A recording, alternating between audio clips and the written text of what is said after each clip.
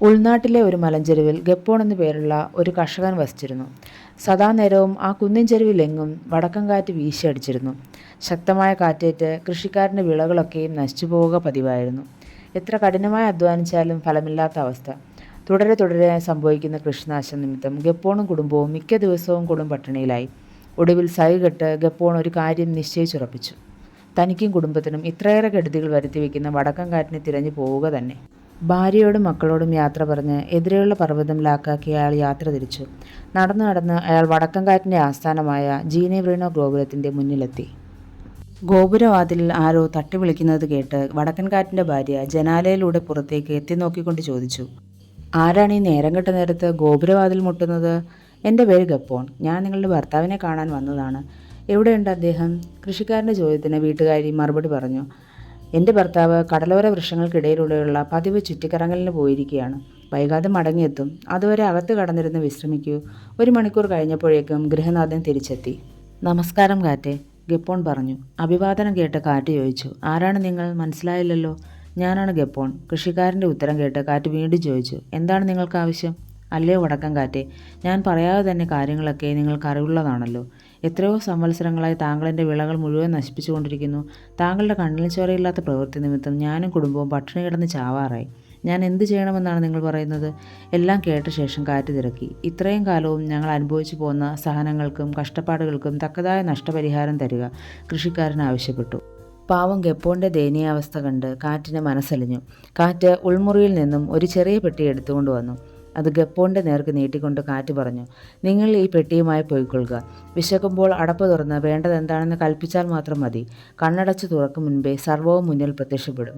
പക്ഷേ ഒരു കാര്യം ഓർത്തുകൊള്ളുക, ഈ മാതൃകാ പെട്ടിയെക്കുറിച്ച് മറ്റുള്ളവരോട് വെളിപ്പെടുത്തരുത്. അങ്ങനെ ചെയ്താൽ ഇത് നിങ്ങൾക്ക് നഷ്ടമാകും. നിങ്ങൾ പഴയപടി ദരിദ്രനായി തന്നെ തുടരേണ്ടി വരും." വടക്കം കാറ്റ് നന്ദി പറഞ്ഞുകൊണ്ട് ഗപ്പോൺ പടിയിറങ്ങി. വീട്ടിലേക്കുള്ള പാതി ദൂരം പിന്നിട്ട് കഴിഞ്ഞു. ഒരു വനപ്രദേശം താണ്ടി വേണം ഇനിയുള്ള യാത്ര. ഗപ്പോണിന് വിശപ്പും ക്ഷീണവും കൊണ്ട് ഒരടി പോലും മുന്നോട്ട് നീങ്ങുവാനാകുന്നില്ല. അപ്പോഴാണ് അയാൾ തൻ്റെ കൈവശമുള്ള മാന്ത്രിക പെട്ടിയുടെ കാര്യം ഓർമ്മിച്ചത്. ഒരു മരച്ചുവട്ടിൽ ചാരിയിരുന്ന് പെട്ടി തുറന്നിട്ട് അയാൾ കൽപ്പിച്ചു, "കുടിക്കുവാൻ വീഞ്ഞും കഴിക്കുവാൻ റൊട്ടിയും റൊട്ടിക്കുള്ള കറിയും വേഗം തയ്യാറാകട്ടെ."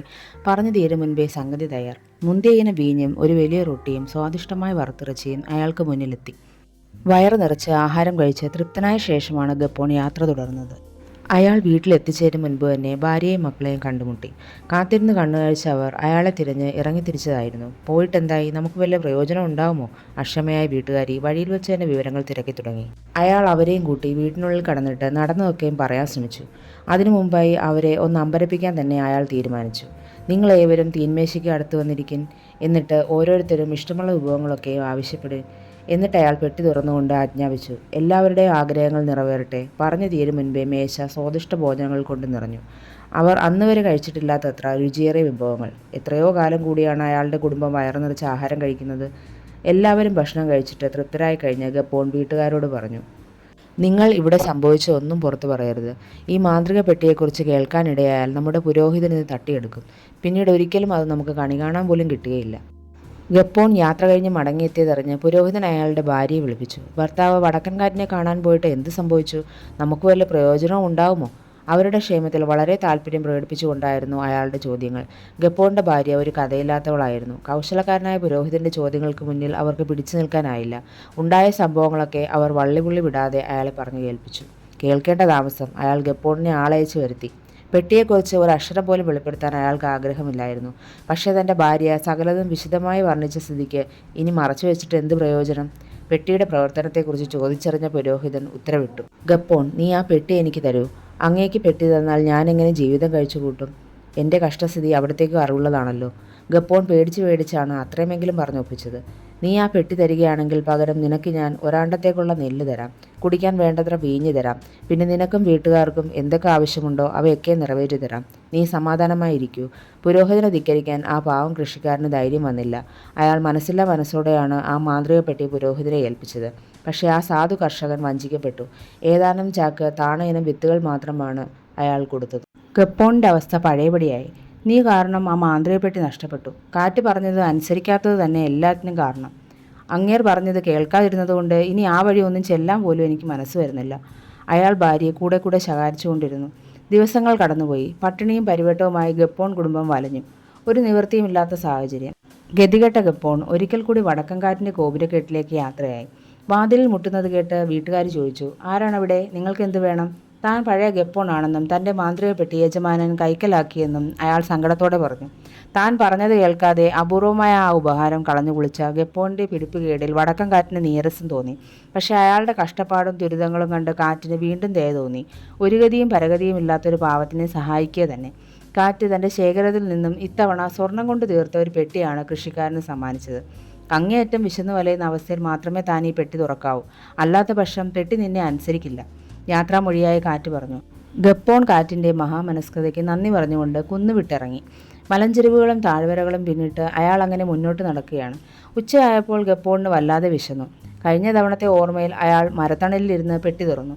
എന്നിട്ട് അലസമായി ചാഞ്ഞിരുന്നുകൊണ്ട് കൽപ്പിച്ചു, ഞാൻ മനസ്സിൽ കാണുന്ന വിഭവങ്ങളൊക്കെ മുന്നിൽ പ്രത്യക്ഷപ്പെടട്ടെ. പറഞ്ഞു തീരേണ്ട താമസം. ഗുസ്തിക്കാരനെ പോലെ തോന്നിക്കുന്ന ഒരു മല്ലൻ പെട്ടിക്കുള്ളിൽ നിന്നും ചാടിയിറങ്ങി. കയ്യിലിരുന്ന ചാട്ടമാറുകൊണ്ട് ഗപ്പോണിനെ അടിയോടടി. പകച്ചുപോയ അയാൾ പെട്ടെന്ന് പെട്ടി അടച്ചു വെച്ചു. മല്ലനും അതിനുള്ളിലേക്ക് മറഞ്ഞു. ദേഹമാസകലം മുറിവുകളും ചതവുകളുമായി ഗപ്പോൺ അങ്ങനെ വീട്ടിലേക്ക് നടന്നു.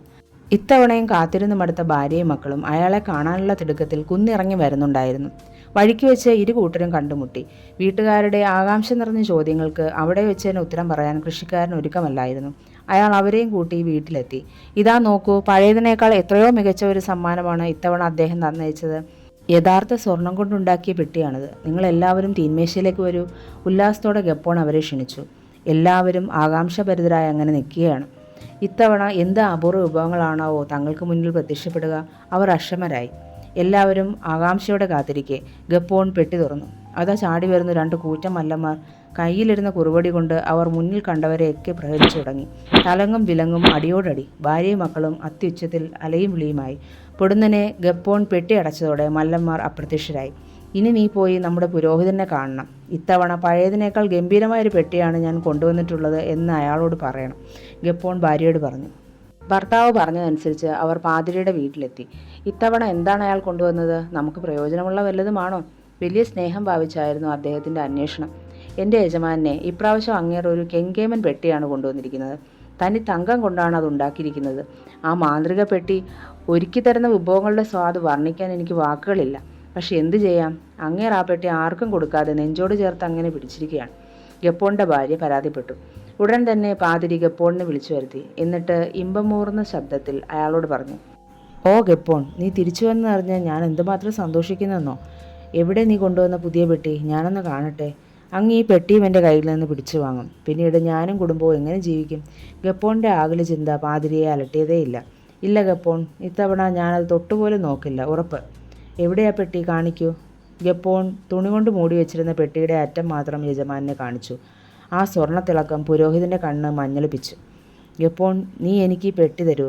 നിന്നെപ്പോലൊരു ദരിദ്രന് ഈ സ്വർണ്ണപ്പെട്ടി കൊണ്ട് എന്ത് പ്രയോജനം?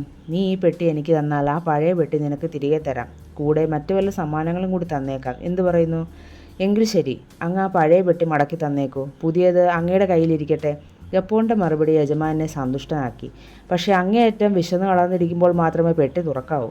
അല്ലെങ്കിൽ ഒരു പ്രയോജനവും ഉണ്ടാവില്ല. പോകും മുൻപായി കൃഷിക്കാരൻ യജമാനെ ഓർമ്മിപ്പിച്ചു. ഗപ്പോൺ, നിന്റെ മാതൃകപ്പെട്ടി തക്ക സമയത്ത് തന്നെയാണ് എൻ്റെ കൈവശം എത്തിച്ചേർന്നത്. എന്തെന്നോ, നാളെ നമ്മുടെ ഭദ്രാസന പള്ളിയിലെ ബിഷപ്പ് തിരുമേനിയും മറ്റ് അച്ഛന്മാരും ഇവിടെ ഒരു വിരുന്ന് സൽക്കാരത്തിന് എത്തിച്ചേരുകയാണ്. രാവിലെ ഞാൻ അവർക്ക് പ്രാതൽ വിളമ്പുന്നില്ല. അവർ വിശന്നു തളരട്ടെ. എങ്കിലല്ലേ മാതൃകപ്പെട്ടി ഒരുക്കുന്ന കെങ്കേമൻ സദ്യ അവർക്ക് ആവോളം ആസ്വദിക്കാനാവൂ. ആഹ്ലാദത്തോടെ അച്ഛൻ പറഞ്ഞു. പിറ്റേന്ന് പ്രഭാതബലി കഴിഞ്ഞ് പുരോഹിതരെല്ലാം പാതിരിയുടെ വീട്ടിലെത്തി. തീ പൂട്ടാത്ത അടുപ്പും ഒഴിഞ്ഞ പാത്രങ്ങളും കണ്ട് അവർ അത്ഭുതപ്പെട്ടു. തങ്ങളെ വിരുന്നിന് ക്ഷണിച്ചിട്ട് എന്താണാവോ ഒരനക്കവുമില്ലാത്തത്? രാവിലെ പ്രാതലിനൊന്നും വിളമ്പാത്തതിനാൽ എല്ലാവരും വിശന്നു തളർന്നു. കാത്തുകാത്തിരുന്ന നേരം ഉച്ചയായി. അതിനകം അപൂർവ വിഭവങ്ങൾ തയ്യാറാക്കുന്ന ആ മാന്ത്രിക പെട്ടിയെക്കുറിച്ച് അവർ കേട്ടറിഞ്ഞിരുന്നു. വമ്പിച്ച പ്രതീക്ഷകളോടെ ബിഷപ്പും പരിവാരങ്ങളും വിരുന്ന് മേശയ്ക്ക് ചുറ്റും അങ്ങനെ നിരന്നിരുന്നു. വിശാലമായ തീന്മേശയുടെ ഒത്ത നടുവിലായി പ്രതിഷ്ഠിച്ചിരിക്കുന്ന സ്വർണ്ണപ്പെട്ടി. ഏവരും ഇഷ്ടമുള്ള വിഭവങ്ങൾ മനസ്സിലോർത്തു. നിങ്ങളെ കാത്തിരിക്കുന്ന വിസ്മയങ്ങൾ സ്വയം അനുഭവിച്ചറിയൂ, പുരോഹിതൻ പ്രസ്താവിച്ചു.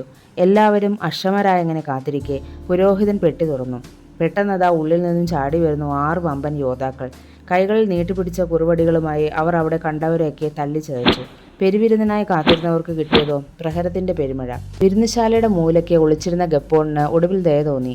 അയാൾ കടന്നു വന്ന് പെട്ടി അടച്ചതും മല്ലന്മാർ പെട്ടിക്കുള്ളിലേക്ക് മറിഞ്ഞതും ഒപ്പം കഴിഞ്ഞു. പുരോഹിതൻ പേടിച്ചു വിറച്ച് മാന്ത്രിക പെട്ടി തിരിച്ചേൽപ്പിച്ചു. വടക്കൻ കാറ്റ് നൽകിയ ഉപഹാരങ്ങൾ പിന്നീട് ഒരു നാളും കൈമോശം വരാതെ അവർ പരിരക്ഷിച്ചു. അവയുടെ മാന്ത്രിക ശക്തി കൊണ്ട് ഗപ്പോണും കുടുംബവും ശിഷ്ടകാലം സുഖമായും സന്തോഷമായും ജീവിച്ചു.